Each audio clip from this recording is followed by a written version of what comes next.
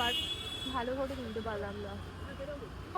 গেছি অনেকক্ষণ ওয়েট করার পর বসেছি, একদম উপরের জায়গাটা আমরা পেয়েছি। তো খাওয়ার অর্ডার দেওয়া হয়ে গেছে। আমার ফেভারিট ছিল বাবা মাছ ছেলে, আমি ওয়েট করছি। আমাদের সবার খিদে পেয়েছে, বস খিদে পেয়েছে না? আমরা অনেকক্ষণ ওয়েট করছি, খুব খিদে পেয়েছে। এলিও খিদে পেয়েছে? লিও কত?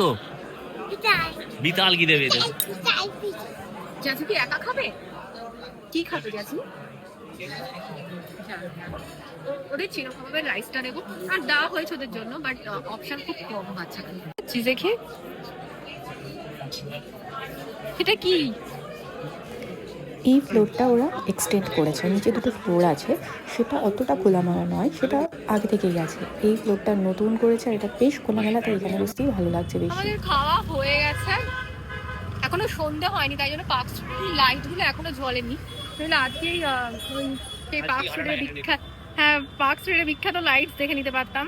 লোকে যার জন্য এখানে আসে ফটো তুলতে, আমিও আসি, তো সেটা হবে না আজকে। আমি কটা ভালো করেছিলাম, বাট ভালো করে কিনতে পারলাম না। সবারই তাড়া দিচ্ছে, মানে স্পেশালি আমাকে দাঁড়াটা দিচ্ছে, বাচ্চা নিয়ে দাঁড়াতে পারছে না।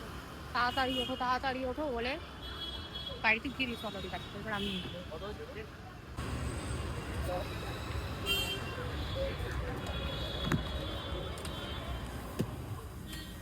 জ্যাকেটটাকে কি করছো তুমি? দেখো শুধু একবার।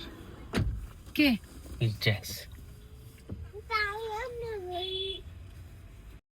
বাচ্চাগুলো ঘুমিয়ে পড়েছে। এই যে আমরা আমাদের বাড়ির এই যে কাছেই, মানে বাইপাস থেকে ঢোকার কথা ছিল লেফটে, আমরা ঢুকলাম না। আমি বললাম একটু ঘুরে আসি, একটু ঘুরে তারপর ঢুকবো। যে কোনো মানে উদ্দেশ্যবিহীন ভাবে যাচ্ছি, ওই একটু যাবো আবার ব্যাক করে চলে আসবো, টাইম পাস। এই যে আমরা এখন বাইপাসের ধারে ওই পাটুলিতে নচিকেতার চায়ের থেকে চা কিনেছি।